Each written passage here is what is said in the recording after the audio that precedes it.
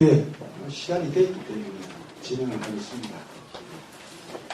지난 시간에 우리 고려대학교 이모빈 교수님을 모시고 해겔 사유의 전체적인 그림을 이렇게 요청을 했었는데 모르겠습니다. 우리 학생 여러분들 좀 어렵게 느꼈지 않을까 그런 생각을 하는데, 그래서 제가 간단하게 오늘 해겔 정신 현상하고 넘어가는 이 과정을 간단하게 아주 결과적으로 제가 말씀을 드리고, 오늘 우리 해겔 정신 현상학 강연자를 앞으로 모시도록 하겠습니다. 사실 지난 시간에 저희들이 이모빈 교수님께 요청했던 것은 해겔 사유가 어떤 지점에서 출발했고, 그리고 해겔 사유가 왜 중요한지, 그리고 현재 이 지점에서 해겔 사유가 가지고 있는 것들이 무엇인지 전체적으로 개괄적으로 여러분에게 좀 소개해달라는 게 저희들의 주문이었는데, 우리 아마 적절하게 표현되었던 건 아닌 것 같아요. 여러분들도 이미 우리는 지난 시간 동안 합리론 혹은 경험론, 칸트를 통해서 기본적으로 근대 철학의 흐름을 이렇게 쭉 봤습니다만, 그럼에도 불구하고 이 근대 철학의 마지막에 특히 독일 관념론이라고 하는 칸트 혹은 피히트, 쉘링, 헤겔이라고 하는 이 독일 관념론의 철학이 헤겔에서 이게 마지막 종합이 되는 것인지 아니면 전혀 다른 방식으로 전개되는 것인지, 이것도 한번 우리가 고민해 봐야 될 부분인데, 오늘 다루고 있는 이 정신현상학이 어떻게 보면 독일 관념론이라고 하는 이 철학 체계를 그대로 따른다기보다는 전혀 다른 방식의 자기 사유를 해가는 책입니다. 또 굉장히 어렵고요. 이 정신현상학의 그 결과물들이 나중에 이 해겔의 원숙기, 성숙기 과정에서 이제 구체적인 하나의 개별적인 작품들로 이제 등장을 하는데, 그렇기 때문에 이 정신현상을 이해한다는 것은 해겔 사유를 전체적으로 한번 들여다볼 수 있는 기회를 갖는 겁니다. 그래서 오늘 우리 이호지 교수님께서 여러분에게 아주 많은 자료를 아마 받았을 겁니다. 텍스트 안에 기술이 되어 있는데 해겔 제대로 한번 들여다보는 그런 기회를 가질 것 같고요. 이 배경이 있습니다. 해겔이 등장하는 배경은 그 당시 유럽의 근대 정치 사상 혹은 사회 사상들하고 많이 관련이 되어 있고요. 영국 같은 경우는 이 산업혁명이라는 걸 통해서 소위 자본주의화하는 그 유럽에서 하나의 강대국으로 성장하는 그 기회를 가졌고요. 동시에 프랑스 같은 경우는 프랑스 혁명을 통해서 하나의 정치적인 혁명을 통해서 또 다른 강대국으로 등장했는데, 상대적으로 독일은 이 산업혁명도 혹은 이 프랑스 정치혁명도 아주 낙후된 소공국들이 결합된 그런 나라였습니다. 근데 이제 한쪽에서는 정치혁명이, 한쪽에서는 산업혁명이 있었다면, 이 독일에서는 철학혁명이 있었죠. 이게 이제 칸트, 피히트, 쉘링으로 이어지는 독일 관념론이라고 하는 철학인데, 왜 독일이란 관념론이 또 그 당시 그렇게 등장할 수밖에 없었는가 하는 것은 아마 오늘 유원식 교수님 정신현상학 설명을 통해서 조금 이렇게 이루어질 수도 있고요. 나중에 여러분 실무를 통해서도 이루어질 수 있을 것 같습니다. 다른 말로 하면 칸트, 피히트, 쉘링, 칸트가 세계 시민을 얘기하고 우리 해겔이 시대 정신을 얘기했음에도 불구하고 이 독일은 그 당시 유럽에서는 변방국가입니다. 중심이 아니라 주변국이었습니다. 그래서 영국 철학 혹은 프랑스 철학 내세울 게 없으니까 이 소위 철학자들이 바로 이 정신 혹은 의식 속에서 새로운 혁명을 한번 일으켜보자라고 했던 운동이 바로 이 독일 관념론 운동입니다. 그런데 칸트에서 이어진 독일 혁명, 소위 말하는 독일 관념론 운동이 쉘링까지는 이어집니다만, 해겔은 적어도 청년기 시절, 베른이라든지 혹은 프랑크푸르트 시절, 적어도 이 예나 시대 때 정신현상학이라고 하는 이 책을 쓰기 전까지는 그 관념론의 전통을 따르지만, 정신현상학에서는 그 관념론의 전통을 따르지 않습니다. 전혀 다른 방식의 자기 사유를 시작을 하죠. 이게 칸트와 다르고 피히트와 다르고 쉘링과 다른, 오직 해겔만이 가지고 있는 독특한 자기 사유입니다. 이게 이제 정신현상학이에요. 그만큼 아주 중요한 책이기도 하고요. 이 정신현상학의 정신의 구체적인 실현 과정들이 나중에는 법철학으로 나오고요, 미학으로 나오고 역사철학으로 나옵니다. 혹은 쉘링까지의 그 독일 관념론 운동이 거의 정신이라는 관념 속에 머물러 있었다면 헤겔은 전혀 새로운 사유를 통해서 바로 그 정신과 그리고 이제 이성 혹은 사유라고 하는 것을 현실 혹은 역사와 결합을 시키는 작업을 합니다. 그게 또 정신의 현상학이에요. 그래서 정신의 현상학이라고 하는 것은 정신의 현상이기 때문에 정신의 자기 전개가 어떻게 이루어지는가를 여러분한테 보여주고요. 그 사유 과정들이 의식과 자기의식 혹은 이성을 통해서 이루어집니다. 거의 아마 책을 나중에 보시면 알겠지만 이 정신현상이라는 책의 자기의식이나 자기의식은 아주 분량이 얼마 안 됩니다. 이성이 아주 방대하게 커져버리죠. 이게 또 해결이 가지고 있는 독특한 자기 사유 구조인데 그 이성에서 이 절대지로 가는 그 과정들 또 아마 오늘 얘기 속에서 여러분들에게 전달이 될 것 같습니다. 오늘 우리 이원식 교수님을 모시고 아주 엄청나게 어려운 여정입니다. 길인데 정신의 현상학. 정신이 어떻게 우리 역사 속에 이 현실 속에 드러나는가. 이 정신이라는 개념이 해결이 고유하게 쓰는 겁니다. 그것도 중요한 부분이에요. 퓨히테 혹은 칸트, 퓨히테, 쉘링이 이 정신이라는 개념을 쓰지 않습니다. 자아로 쓰고 사유로 쓰고 이성으로 쓰지 정신이라는 개념을 쓰지 않는데 이 해결이 이 정신이라는 개념을 써요. 왜 이렇게 쓰는지도 오늘 정신현상을 통해서 한번 여러분들이 살펴보시기 바랍니다. 간단하게 오늘 정신현상을 강연해 주실 이원식 교수님을 소개해 드리겠습니다. 혹시 목요일 콜로키움 플렉하고 계신 분 다 보실 텐데요. 연세대학교 사회학과를 졸업하시고요. 연세대학교 대학원 철학과 석사를 마치셨습니다. 독일 프랑크푸르트 대학 철학 박사 학위를 하셨고요. 텍스트 해석연구소 소장을 역임하셨고 연세대 인문학연구원 선임연구원을 역임하셨습니다. 한국해결학회 부의장을 역임하셨고요. 현재 단국대학교 철학과 교수로 재직하고 계십니다. 주요 저서로는 역사 이성과 자기혁신, 통합적으로 철학하기, 죽음아 날 살려라, 한국인의 일상행위에 감춰진 의미구조 연구 등이 있습니다. 앞으로 모시겠습니다. 큰 박수 부탁드립니다.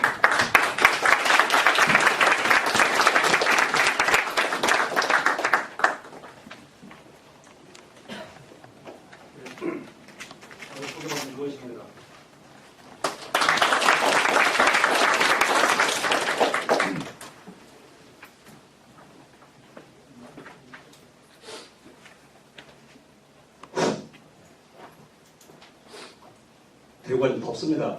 제가 잠깐 상해 좀 보겠습니다.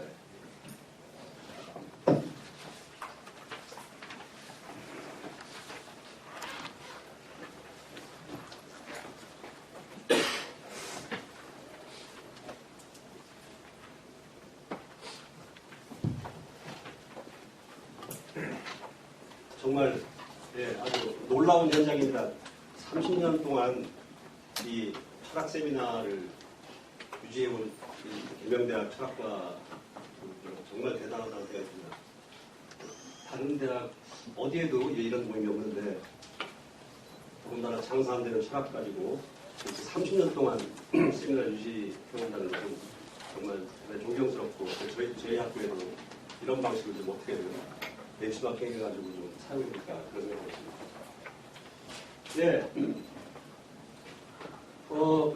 제가 그 사이에 대중적인 강의를 많이 하다 보니까 말을 어렵게 하는 그 능력이 아주 줄어들어서 오늘 제가 바로 이 정신현상학이라고 하는 책 때문에 해결 철학을 포기한 사람입니다.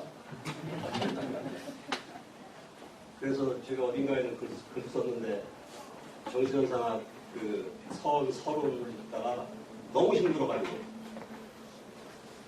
독일 다락방에 학부역을 손톱으로 막 극단으로 힘들어요. 그래서 정신현상학만 생각하면 제 악몽과 겹치고 있는 그런 텍스트여서 더군다나 그 서론 부분은 사실은 정신현상학이 기본 구조가 나와 있는 부분인데 서론 부분을 다루면서 번역도 이상하고 독일어 문장을 거의 암기하다시피 제가 책을 그 부분만 특히 그런데도 잘 이해가 안 됐다. 그래서 오늘 제가 지금 이 교수님께서 너무 저한테 많은 걸 기대하시는 것 같은데 굉장히 실망스러웠거든요. 아직도 저는 정신사에 관한 탐색 중에 있고 그렇지만 제가 지금까지 살펴본 바에 잠정적인 결론이라고 할까요? 그것을 같이 좀 말씀을 나누고자 합니다. 좀 전에 사이먼 선생님께서 말씀하셨듯이 해결에게서 정신 개념이 이제 독특하게 처음 출현하죠. 해결의 그 이전에 휘테와 슐링책의 차이라고 하는 작품을 통해서 아주 간단하게 휘테는 주관적인 주관-객관주의자다. 그리고 슐링은 객관적인 주관-객관주의자다. 라고 해서 자기는 그렇지만 그 양자를 결합한다. 그래서 자기 철학의 기본 틀을 주관적인 주관-객관주의와 객관적인 주관-객관주의의 결합이다. 통일이다. 그것을 자기의 전체 철학적 사유의 기본 틀로 이제 제시한 적이 있는데, 사실은 그러한 생각이 자기 이후에 그 체계 구상에 나타났고, 정신현상학이 대표적으로 이제 그 작업을 제대로 이제 실행한 그런 작품으로 저는 평가합니다. 모든 텍스트를 들어갈 때 정신현상학이라고 하는 것도 하나의 텍스트라고 볼 때, 더군다나 모든 고전적인 작품은 그 작품이 가지고 있는 문제의식이 있습니다. 이를테면 우리가 칸트의 순수성 비판, 그러면 선천적 종합 판단은 어떻게 가능한가? 라고 하는 그런 물음에서 출발하듯이, 그런데 칸트나 휘테 이런 사람들처럼 해결은 그렇게 순진한 사람이 아니에요. 아주 은밀하고 음흉한 데가 있어서 자기가 가지고 있는 문제의식을 남들이 알기 쉽게 바깥으로 툭 노출하지 않습니다. 그걸 그래서 해결적 사유를 그 독자가 재구성해야 되는 그런 이제 과제를 안게 되는데요. 저 나름대로 여기 계신 여기 학생들도 있는 것 같은데, 여기 계신 분들에게 이 텍스트를 접근하는 하나의 방법, 하나의 통로로 해결이 가지고 있었던 정신상학 자체가 가지고 있는 물음이 뭔가,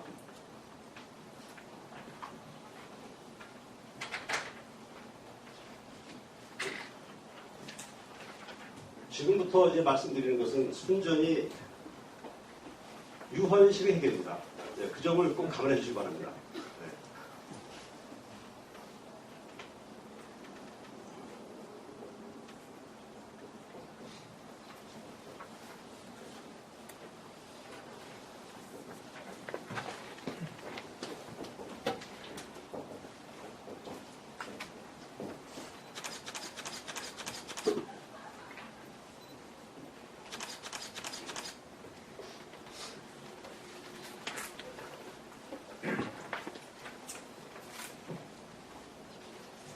해결은 우리의 그 의식을 뭐가 정의하냐면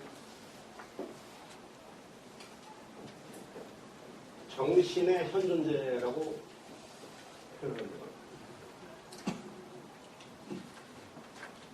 정신이 구체적인 형태를 띠고 나타나는 게 의식인데, 이 의식은 대상을 어떻게 경험한다. 요거에 대한 서술입니다.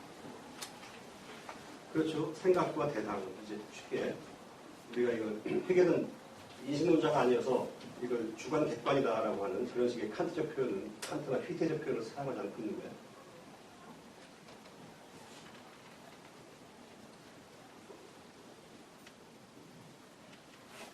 의식은 대상에서 무엇을 경험하는가? 정신현상학은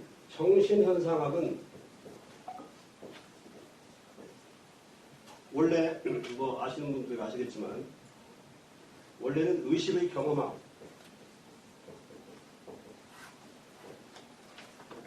이라고 지으려고 하다가 정신현상학으로 이 제목을 바꿨습니다.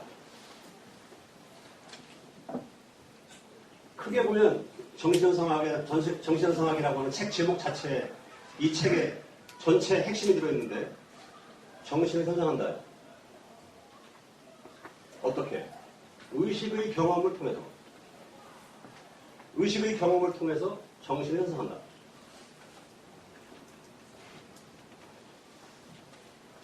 시간이 많지 않은 관계로 자, 큰 물음에서 의식은 대상을 어떻게 경험하는가? 대상에서 무엇을 경험하는가? 경험한다고 제가 표현했는데 사실은 의식은 대상을 어떻게 아는가 하는 문제와 관련되어 있어요.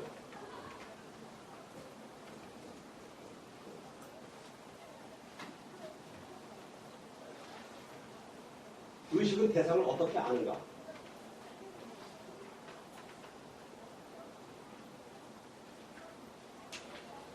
해결의 용어가 워낙 다양하고 복잡해서 어떤 것은 사실은 같은 의미인데도 서로 다르게 쓰는 경우가 있는데 이것을 좀 더 통속적인 표현으로 바꾸면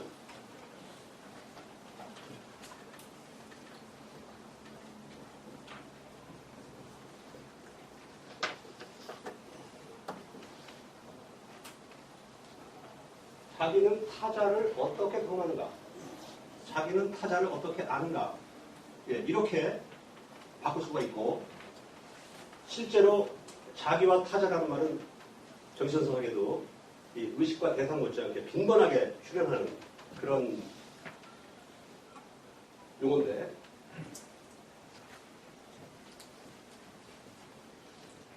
이 답이 뭘까요? 이 답이 아주 센세이셔널합니다.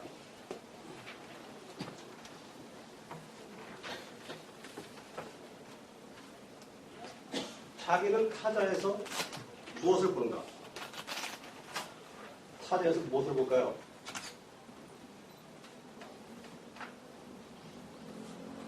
의식이 대상에서 무엇을 볼까요?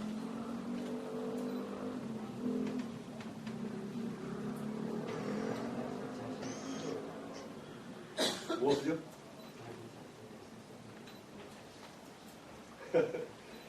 역시 이모미 선생님이 말씀을 찾았던 모양이네요. 이게 사실은 해결적 사유의 해결 사변 논리 또는 사변 명제의 핵심 중에 하나인데요. 자기는 타자에서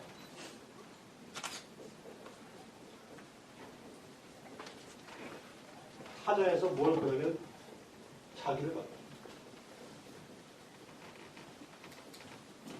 이건 아주 결론적인 얘기입니다. 아주 결론적인 얘기. 이 과정이 이제 문제가 되는데 왜 어떻게 자기는 타자에 자기를 보는가? 이 타자를 지금 의식과 대상이라고 표현했지만 이 타자를 우리가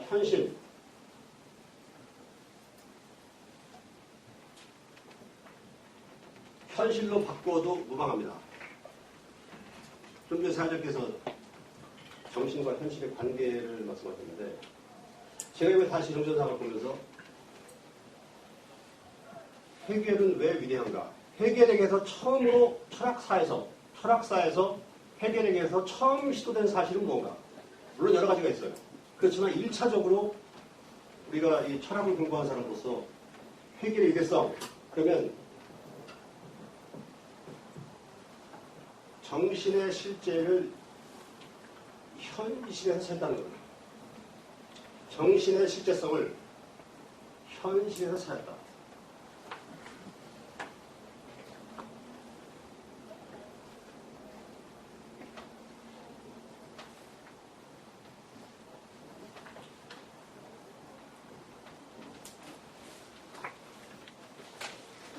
도대체 이게 무슨 말인가?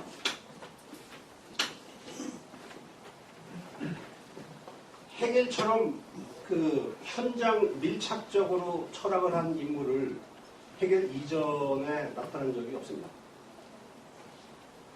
왜 해겔 철학을 헤스델 같은 인물은 객관적 근현론이다라고 표현하기도 하는데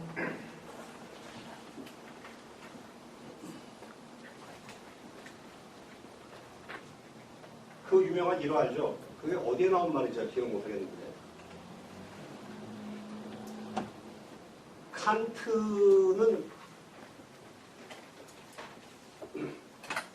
여기 수영장이 있어요. 여기 칸트가 있어요. 칸트는 수영장에 들어가기 전에 뭘 고민합니까?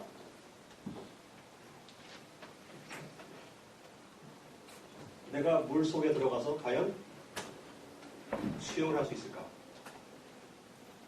그래서 자기 자신을 반성을 하죠. 자기의 지적인 능력. 밖에서 들어가지 않고 끊임없이 반성만 하고 있는 칸트를 해겔이 뒤에서 밀어요. 네가 수영을 할 수 있을지 없을지, 물에서 뜰 수 있는지 없는지는 물속에 들어가 봐야 알지. 그래서 칸트를 물속에 집어넣고 여기서 허우적거리면서 물속에 들어가서 칸트적 사유가 현실에 접해서 현실 속에서 어떻게 살았는지 그것을 검증하는 겁니다. 그래서 정신상학의 기본적인 그 챕터를 보면 거기 나와 있는 이 감각, 시각, 오성, 이성 그리고 이런 용어들은 전적으로 칸트적인 카테고리예요. 그리고 여기에 이제 해겔이 추가한 것이 정신이죠.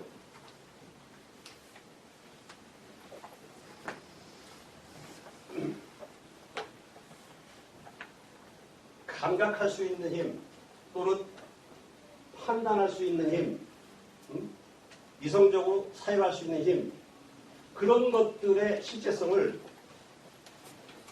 순전히 사유만의 생각만의 자기 동호반복적인 생각만의 자기 반성이 아니라 그것을 현실에서 구체적으로 나타나 있는 정신적인 산물들 현실에서 구체적으로 나타나 있는 정신적 산물들을 통해서 이것을 통해서 이 범주들의 실제성을 증명하는 책입니다. 정신상학이. 여기서 이 얘기는 현실을 매개하지 않고 현실을 매개하지 않은 모든 정신의 자기 사유라고 하는 것은 공허하다. 그 이전에 칸트가 그랬고 휘테가 그랬고 그의 이제 해겔식으로 표현하면 소위 반성 철학자라고 하는데 나는 나다라고 하는 그런 공허한 동어 반복은 현실성을 띠지 않는다.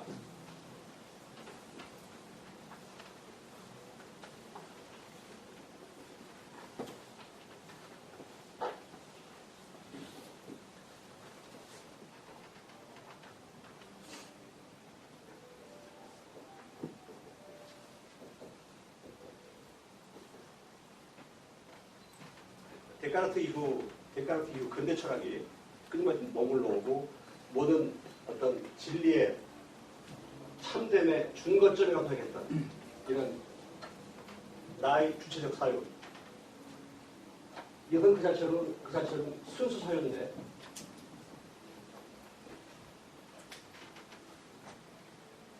이것은 그 자체로는 아무것도 말하는 바가 없어요.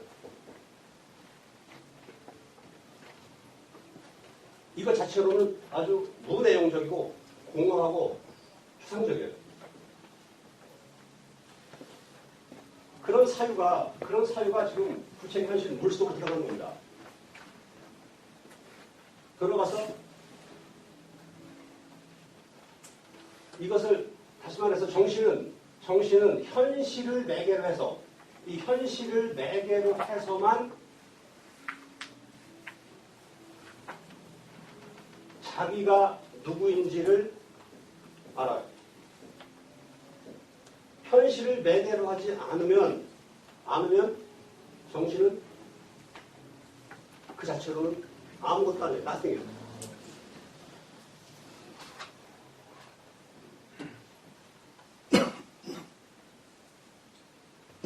지금 글쎄 제가 여러분들이 워낙 고요하게 따라오니까 굉장히 긴장된 상황이 연습돼가지고 자꾸 초점을 잃을까봐 왔다 갔다 하는 게 있는데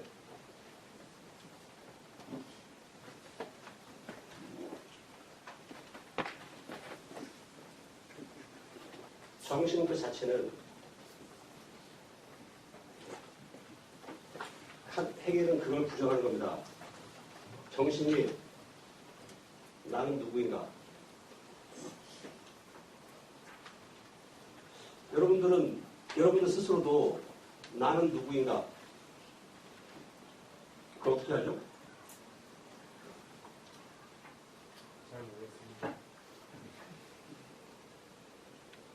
내가 누구인가라는 물음은 거기에 대한 답은 굉장히 쉽습니다. 해결의 틀에서 보면 내가 누구인가? 아주 심플한 문제예요. 내가 무엇을 표현하는가를 보면 돼요. 내가 어떤 말을 하는가? 내가 어떻게 행위하는가? 내가 어떤 음식을 좋아하는가? 무엇을 먹는가? 무엇을 말하는가? 무엇을 생각하는가? 다시 말해서 이 나라고 하는 자는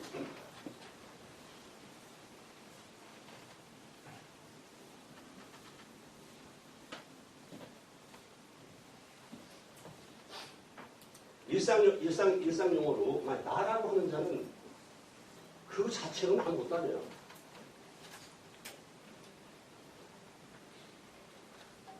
이걸 어떤 정신적 활동을 하는 그런 주체라고 했을 때 나라고 하는 것은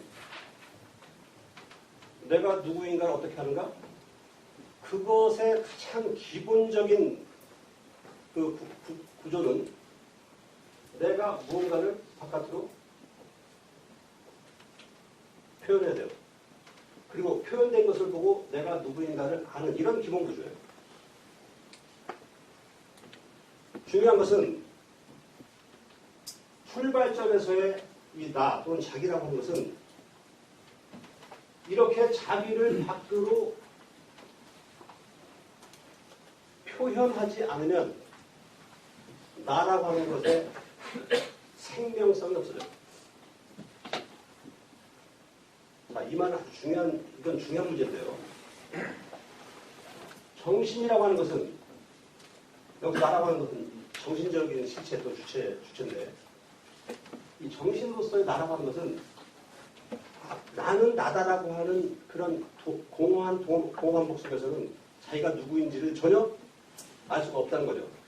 그 작업은 이미 그 이전에 관념자들이 했는데 해결은 거기에다가 이 나를 바깥으로 드러내는 그걸 보고 자기 외화라고 하는데 외화, 바깥으로 드러낸단 말이에요. 이 외화는 동시에 자기를 부정한다고도 해요. 표현을. 그리고 이것은 바깥으로 자기를 타자화하기도 한다고 또 말해요. 또는 자기를 여기서 아주 중요한 이것과 같은 맥락에서 쓰이는 중요한 용어가 뭐냐면 나는 스스로를 소외시킨다고 해요.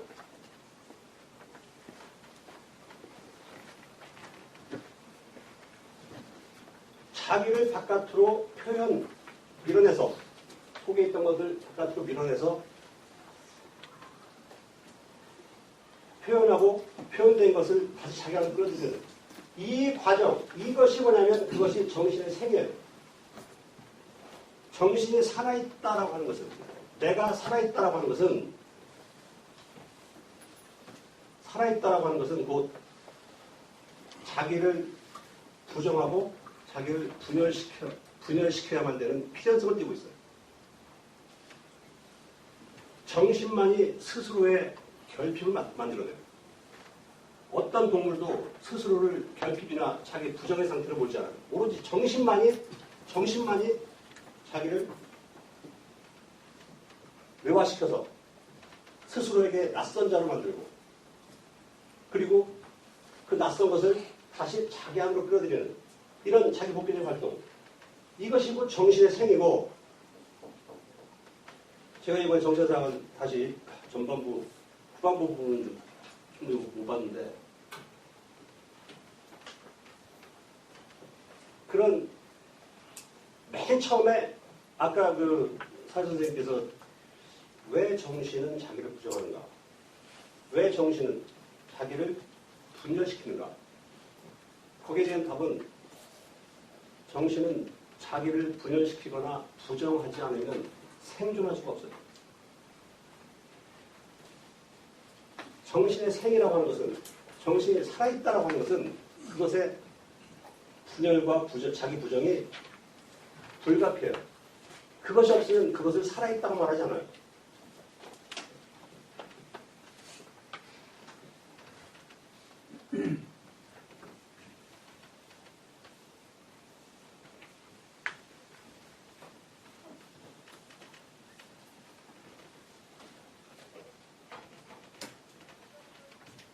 정신현상학의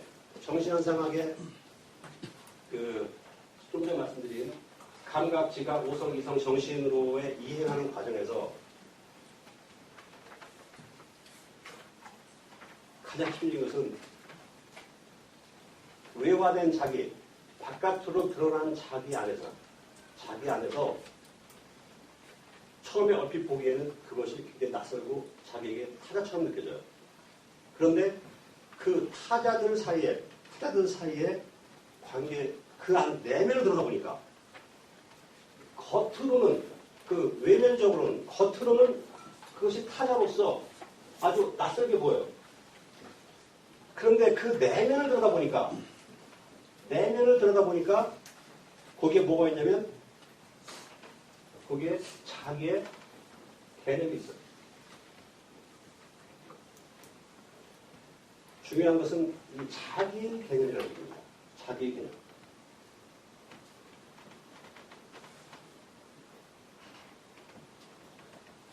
일단 제 얘기를 좀 마무리를 짚고서 이제 여러분들 얘기 듣고 싶은데요.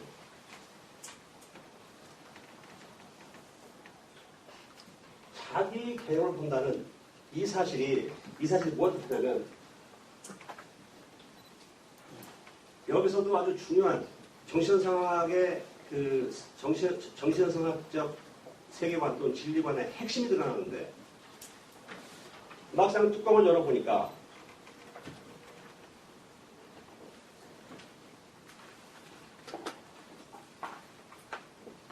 이 감각적이라는 것은 이게 해결의 표현이고, 우리가 일상적으로 생각하기에 추상적이다. 다시. 구체적이다라고 생각했던 사실이 알고 보니까 아주 추상적이고, 그리고 우리가 아주 추상적이라고 생각했던 것이 알고 보니까 구체적이고, 이런 역전이 일어납니다. 이걸 보고 특히 오성장에서 특히 가다모가 그 부분을 아주 상당히 명료하게 그거 표현했는데, 이것이 뭐냐면 전도된 세계예요. 전도됐다는 얘기는 귀밖에. 정신현상 서론에서는 이것이 여기 의식의 전회라는 말을 쓰는데,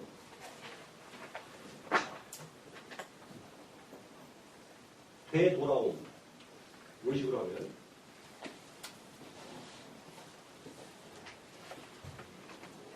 이 얘기는 지적이 해결의 사유를 표현할 때 이 메비우스의 띠로 표현했던 것과 같은 맥락입니다. 무슨 얘기냐면, 특히 경험주의자들에 의해서 구체적인 것만 진실이다. 라고 했을 때, 이게 지금 만약 갈색이다. 이런 식의 표현들. 이게 딱딱하다. 얼마나 구체적입니까? 근데 사실은 이것이 해결의 시각에서 볼 때는 참 추상적인 얘기예요. 왜 추상적이냐? 이러한 우리가 감각 가능한, 우리가 지각할 수 있는 사태, 그것을 가능하게 하는 근거를 따져다 보니까 그 근거가 전부 뭐겠어요?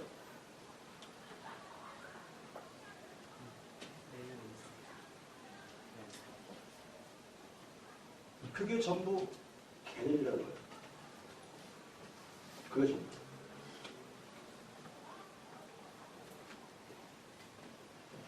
다시 말하면 우리는 개념적이다. 여기서 지금 철학의 현실성 문제가 나오는데요. 왜 철학이 현실적이냐? 왜 그리고 이성적인 것이 현실적인가? 겉으로 우리가 감성계 또는 감각할 수 있는 우리 지각 가능한 그 세계를 참이라고 생각하는 그런 전통은 어디부터 왔어요? 플라톤이 여기도 그랬죠. 칸트까지도 그랬죠. 감각계, 지각할 수 있는 세계, 그리고 또 오성적인 세계, 그 세계에서 규정된 언어들, 그 언어들로 끝이 아니라는 거죠. 그것이 가능할 수 있는 토대가 또 있다는 거죠. 그것이 정신의 개념이고 이성의 개념이에요. 그 개념이 없으면 그런 지각작용 또는 오성작용, 판단작용을 할 수가 없게 되어 있다니까요. 여기에서 이 세계에 대한 인식이 뒤집어지기 시작하는 거예요. 실제로 이 세계를 또 현실을 떠받들고 있는 그 힘이라고 하는 그것은 초감각적인 세계. 대기식 표현을 따르면 그건 이성의 개념. 그것이 없으면 이 세계가 이렇게 우리가 지각 가능한 이런 세계가 유지될 수 없다라는 거죠.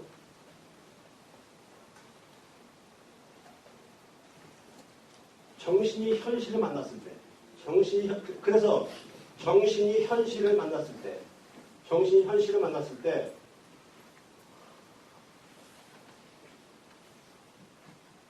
처음에는 외면적으로 대상의 칸트식으로 얘기하면 현상계와 관계하죠.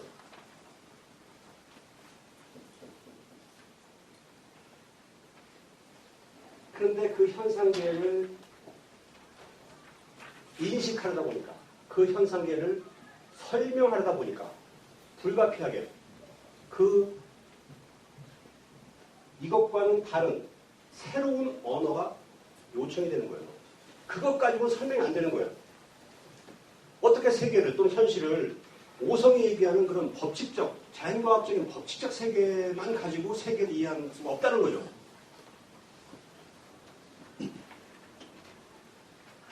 제가 여러분에게 오늘 이 발표문 안에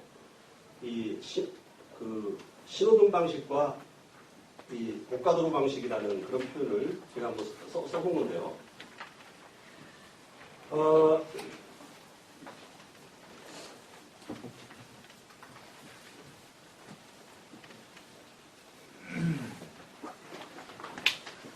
이 전도된 세계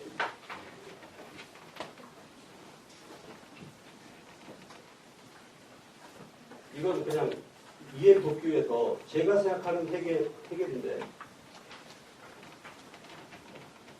지상에서 이 차는 여기서 사람은 이렇게 건너가려고 하고 차는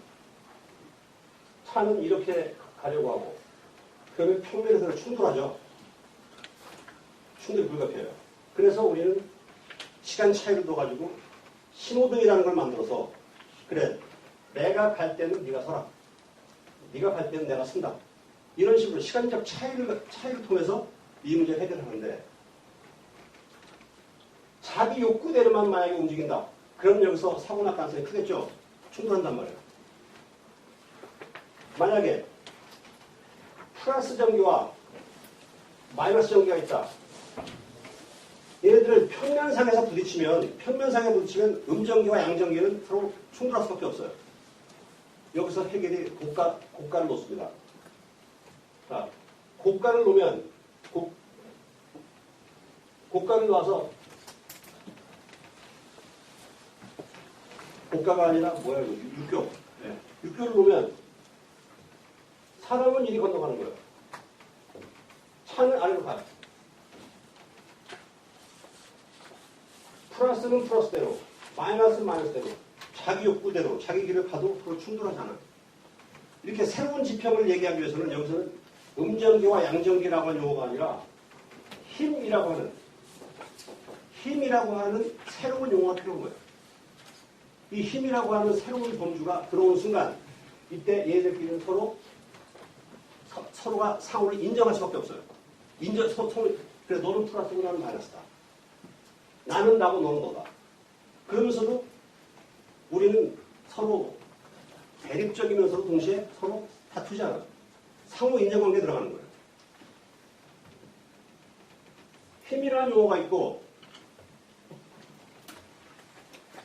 이건 이제 전기에서 그렇고 또는 전기와 중력 이런 문제들도 특히 오성장에서는 이 자연상과 관련된 그런 대응들이 상당히 많이 나오는데 이것도 마찬가지로 얘들이 서로 평면상에서는 2차원 세계에서는 서로 충돌하는 상태가 발생할 때 서로 대립해서 깨지려고 할 때 해결은 그때 현실에서 모순은 불가피하지만 그렇다고 모순을 피할 수 없는 것은 아니다. 해서 현실의 모순성, 대립성을 인정하면서 동시에 그 대립성을 넘어설 수 있는 새로운 지평을 설정한다고요. 계속 이 과정을 나가는 거예요. 이 과정들이 그러니까 대립하는 것이 새로운 차원으로 이게 우리 일반적으로 디알렉틱 변증법이라고 하는 게 그런 건데 변증법에서 새로운 자기의 출현, 새로운 개념의 출현이라고 하는 것은 그 이전과 같은 평면에 있지 않아요. 그것과 한 단계 높은 단계에서 그 이전 것을 포괄하면서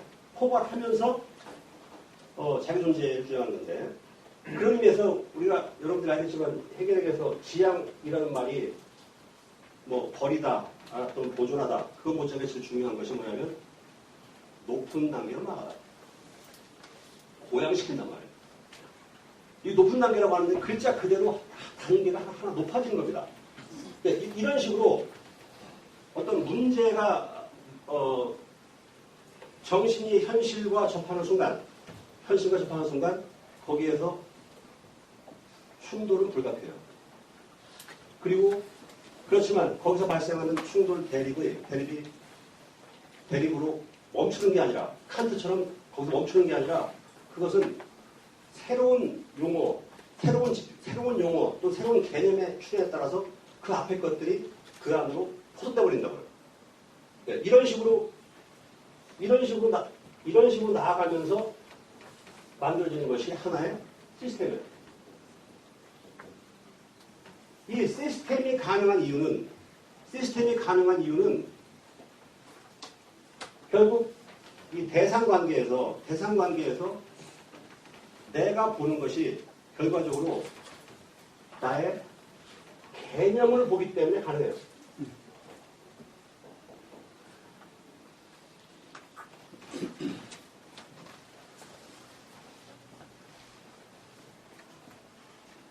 약장사 같이 아무것도 안 보고 그냥 떠들리니까 잘 안 되잖아.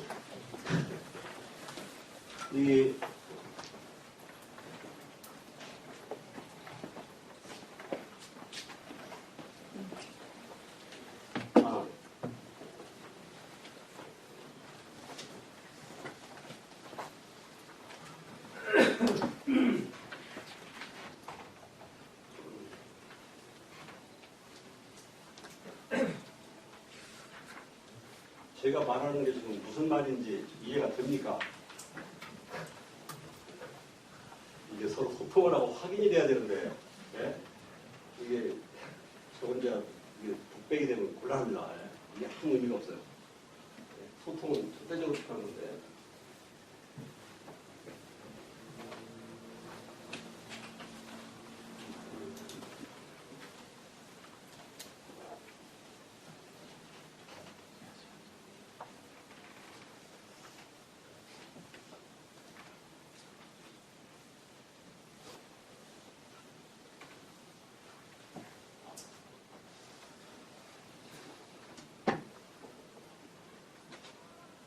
의식이라는 게 아까 뭐라고 그랬죠? 앞에 보세요. 앞에 있는 사람이 그런 거할 것 같아요. 정신이 있습니다. 정신에 흔적이 없단 말이에요.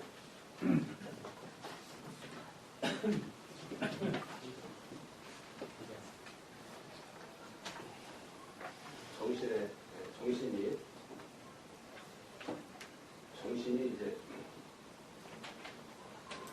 그런 형태를 보고 나타나는 거예요. 의식이 대상과의 관계에서 의식이 대상과 관계하는 데서 크게 지와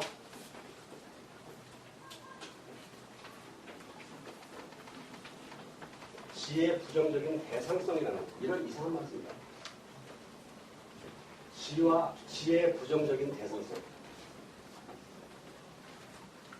의식이 대상과 관계하는 데서 나타나는 두 개의 계획인데요.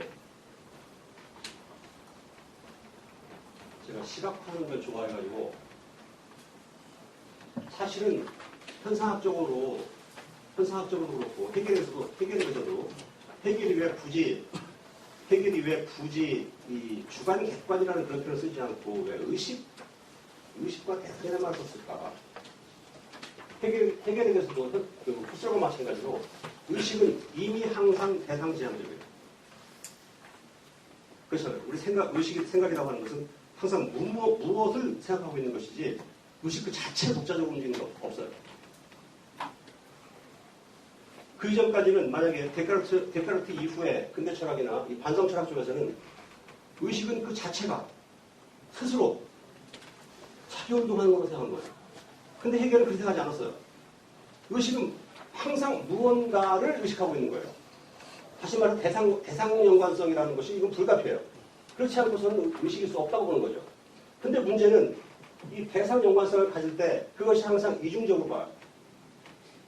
의식이 대상과 도식적으로 말씀드리면 의식이 대상과 직접 만나서 이루어지는 이런 여기서 이제 지혜 계기가 생기는데 내가 지금 뭐뭇으로 안단 말이에요. 그러면 아는 것이 끝이 아니에요. 이 대상 자체는 아직 알려지지 않은 내가 아직 알 수 없는 모르는 그런 의미에서 이 지혜의 부정적인 대상성이 잉여로 남는다니까요. 중요한 것은 의식과 대상과의 관계에서 이 알려지고 있는 이 부분이 왜 중요한 일을 하냐면 이것이 칸트의 이 딩안지히와 관련되기 때문에 이걸 해결은 여기서 여러분들 딩안지히가 철학한 사람들 알죠? 우리가 사물, 물 그 자체.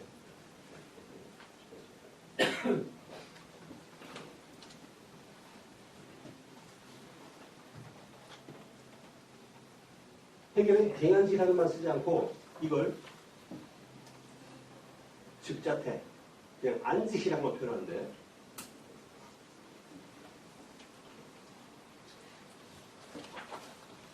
내가 현재 알고 있는 지식, 내가 대상에 대해서 현재 알고 있는 지식, 그것이 이 대상의 전부가 아니고 내가 너는 뭐뭐이다 라고 말하는 순간, 내가 뭐뭐이다라고 그걸 수로하는 순간 이 수로가 대상과의 관계에서의 최종적인 것이 아니라는 사실이 밝혀져요. 그것은 의식이 뭐뭐이다라고 말하는 순간 이 뒤에 있는 것이 너는 그거 아니다 치고 나와요.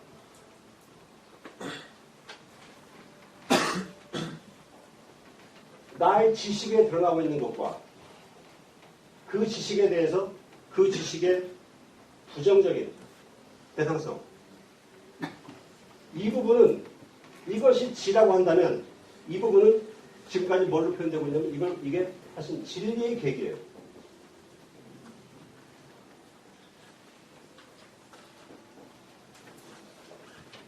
내가 지금 뭐뭐이다라고 알고 있었던 것은 그것은 하나의 가상의 지각이라고 합니다. 그건 가상에 지나지 않고 실제의 것은 그 내면에 숨어 있더라. 그래서 내가 알고 있던 것, 내가 지금까지 이거다라고 알고 있던 것이 사실은 이것이 아니다라고 하는 사실이 밝혀지면서 지금까지 의식이 참이라고 생각했던 그런 척도, 참이라고 평가했던 척도가 바뀌기 시작한 겁니다. 여기서 이 척도의 변화라고 하는 게 뭐냐면 아까 제가 말씀드린 신호등 방식에서 고가도로 방식으로 새로운 척도가 등장하는 거예요. 그래서 앞에 있던 지식은 이건 가상이고 그러면서 새로운 대상이 등장하면서 앞에 있던 것을 가상화시키고 새로운 대상이 등장하면서 그것이 진리의 계기로 제가 여기서 진리의 계기라고 말씀드리는 것은 진리를 구성하는 일부로 등장하는 거죠. 그래서 다시 이것이 진리인가 보다라고 했는데 현실과 접촉해보니까 이것도 또 하나의 가상이 지나잖아요. 그러면서 새로운 대상이 다시 요청돼요. 이 과정이 계속 연속되는 겁니다. 중요한 것은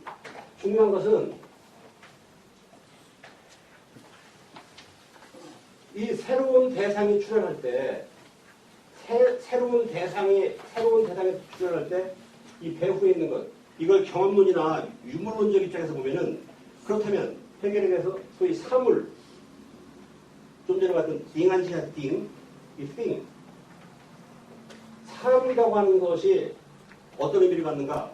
엄밀하게 따지면 해결에서는 이런 유물론적인 경험주의적 의미에서의 사물이라는 건 없어요. 그래서 정신의학에서 해결은 이 띵이라는 것 대신에 우리가 일반적으로 사물이라고 사태라고 표현하는데 자케라고 하는 것이 자케가 띵을 대체해버려요. 이게 무슨 얘기냐면 우리가 어떤 것을 사물이라고 놓고 사물의 성질이니 양태니 이런 것들에 대해서 서술하는 순간 그것을 밑받침하고 있는 내면을 들여다보면 그것은 어떤 사태라는 거고 이 사태라고 하는 것은 사태를 가능하게 하는 것은 이게 뭐냐면 개념이에요. 그래서 이 진리의 계기로 계속 들어오고 있는 그 내면의 세계 또는 초감각적 세계가 계속 들어오면서 결국은 개념과 개념 사이 관계로 해서 전체가 하나의 시스템이 되고 이 프로세스 전체가 뭐냐면 이것이 정신이 형성하는 과정이에요.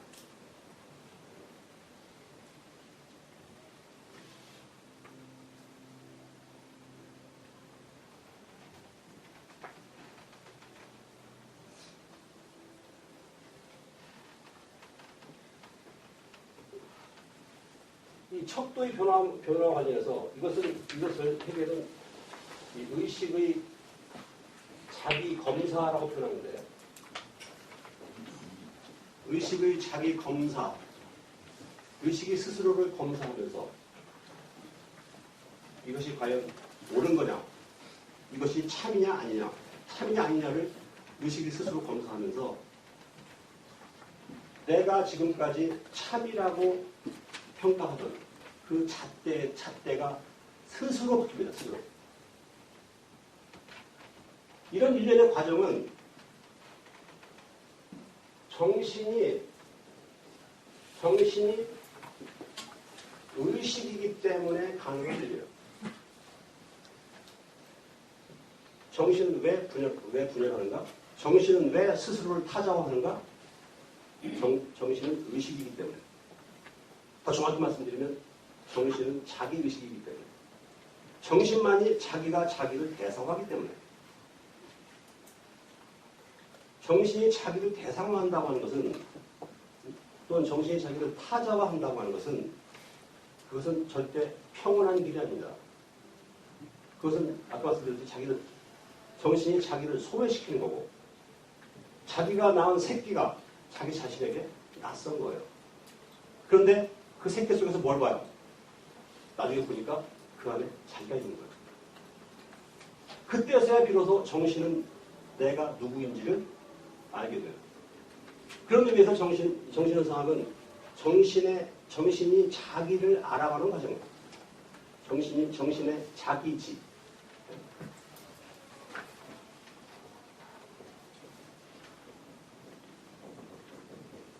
자기를 알아본단 말이에요.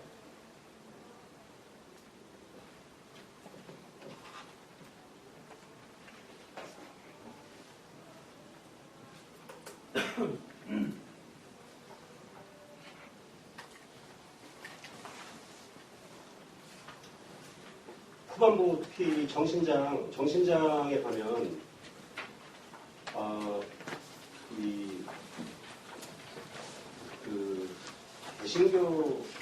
기독교인으로서의 해결의 면모가 아주 진하게 나타납니다.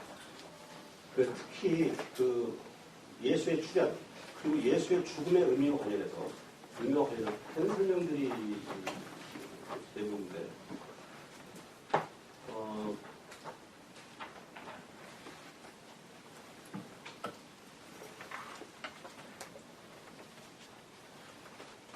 특히 삼위일체설 기독교에서의 그 삼위일체로 관련해서 성부와 성자와 성령이라는 그래서 이 성자 예수죠.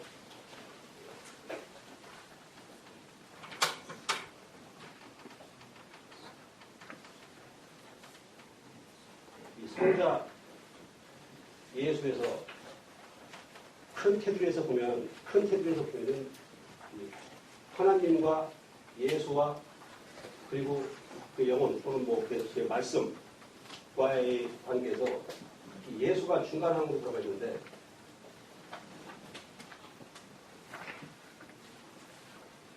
이것은 사실은 이 예수라고 하는 존재는 그것이 한편으로는 신적인 거고 또 한편으로는 인간적인 건데 중요한 것은 예수의 죽음과 부활이라고 하는 사건이 그의 아버지 하나님 입장에서 보면 자기가 찢어지는 행동이에요. 자기가 찢어지지 않고 찢어지는 과정. 그래서 다시 자기 품 안으로 들어오는 이 과정이 없이는 하나님도 하나님이 아니에요.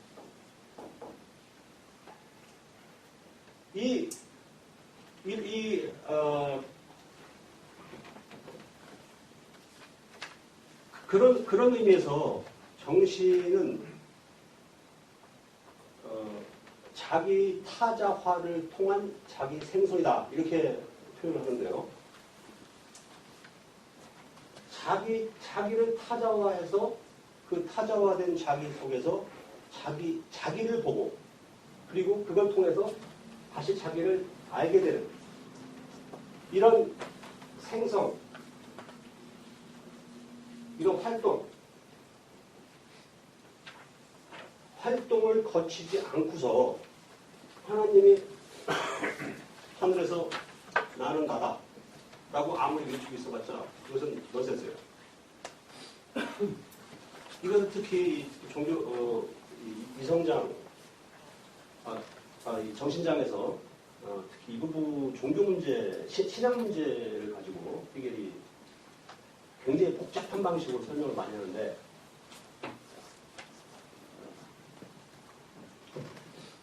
중요한 것은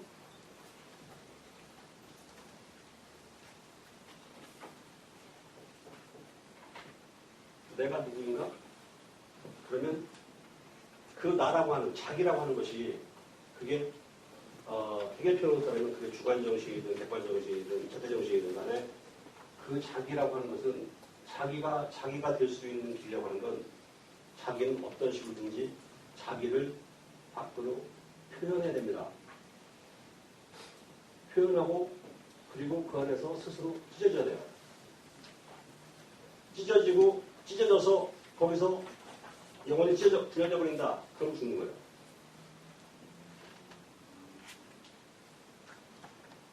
찢어지는 과정을 이겨낸 자가 거기서 비로소 자기가 되는 거예요. 극복하는 과정.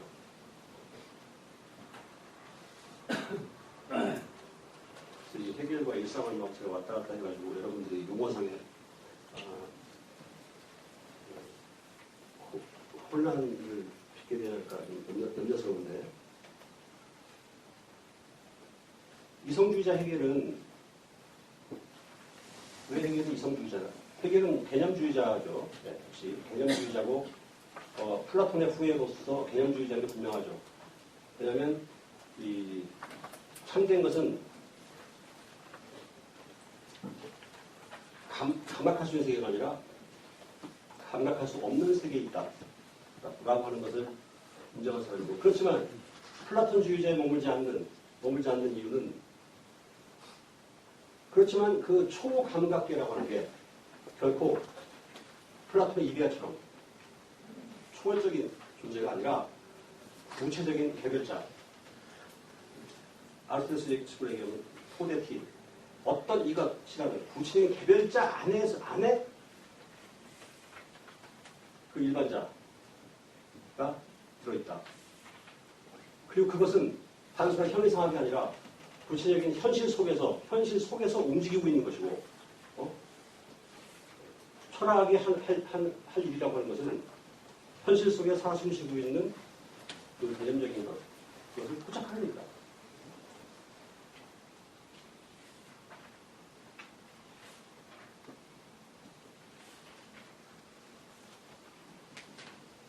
그래서 제가 이건 제 용어로 쓴 건데, 여러분들에게 드린 그 3페이지 맨 아래쪽에 보면 한계에서 경계로.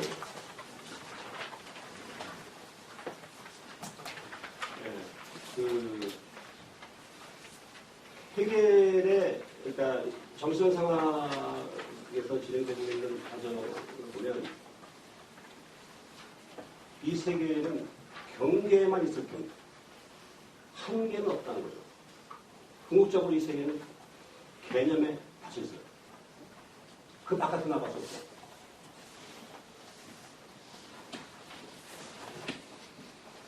맨 마지막에 등장하는 그 절대지라고 하는 것은, 절대지는 정신이 비로소 자기가 누구인지를 알게 되는 단계에 이를 때 그걸 보고 절대지라고 해요.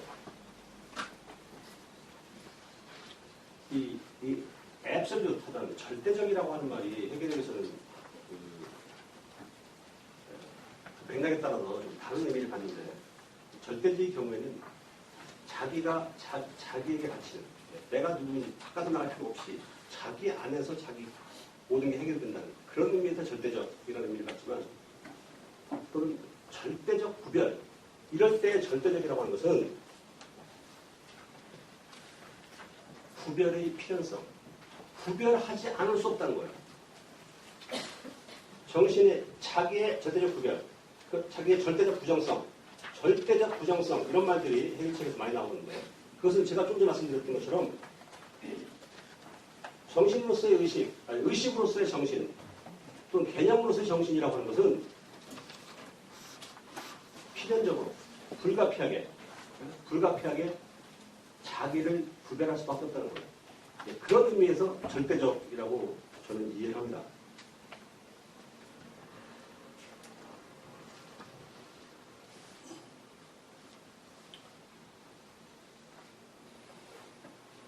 상대적으로 제가 이 감각적 확신에서 또는 지각장에서 오성장, 그리고 자기의식장, 이성장, 정신장에 나와 있는 구체적인 예들은 저 나와드린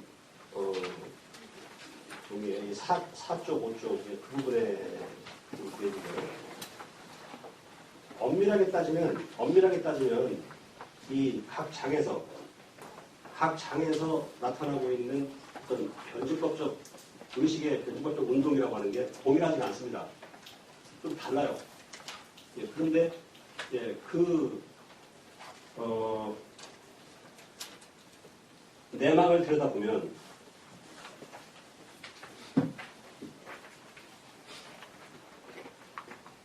지금 제가 말씀드린 결국은 자기 분열적인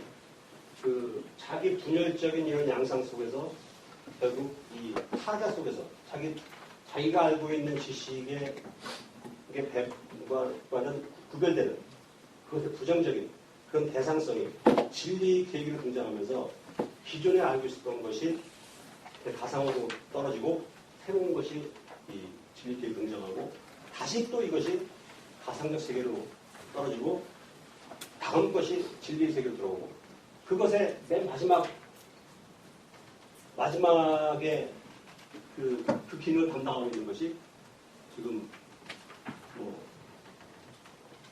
감각 또는 지각 그리고 오성, 이성 그리고 정신.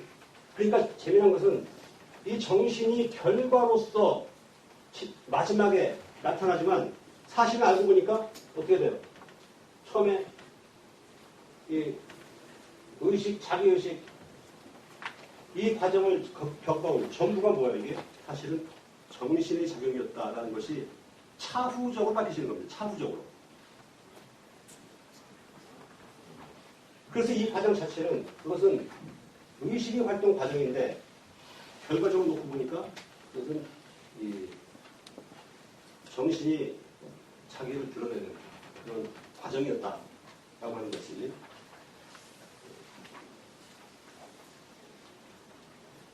들어가고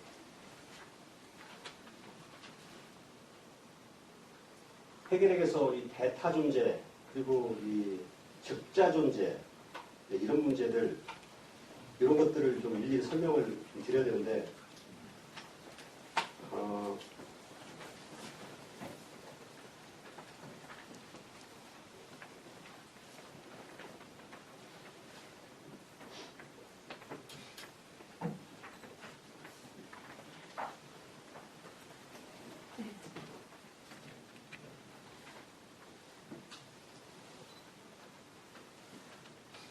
대타존재라고 하는 것은 이 자기와 이 타자 관계에서 겉으로서는 최초의 이 지어가리는 측면이고 직자존재는 아직 드러나지 않은 이걸 보고 이 직자존재라고 하는데 이 직자존재가 서서히 치고 들어오면서 의식과 대상과의 관계 그러니까 의식이 지라고 생각하는 이거다라고 표현했던 그것이 부정되면서 새로운 단계를 이행하는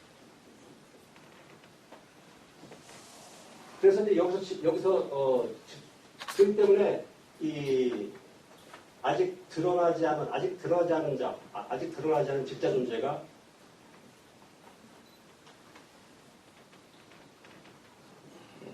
의식의 지의 계기로 들어오면서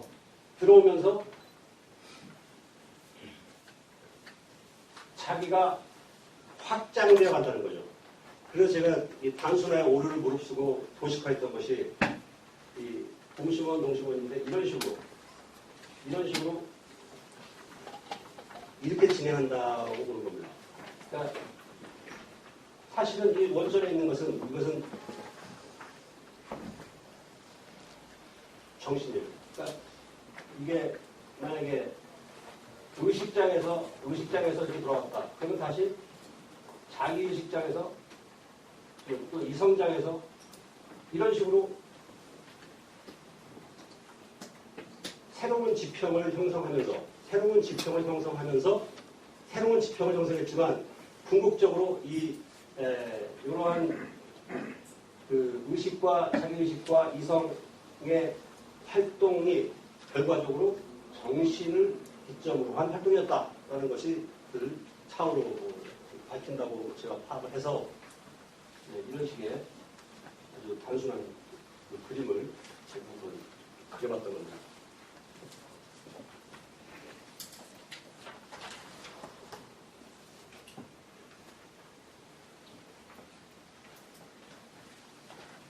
잠정적은 제 발표 일단 여기까지 마치고서 여러분 얘기 들어가면서 물 한 잔 마시고 같이 생각을 해보도록 하겠습니다. 네, 감사합니다.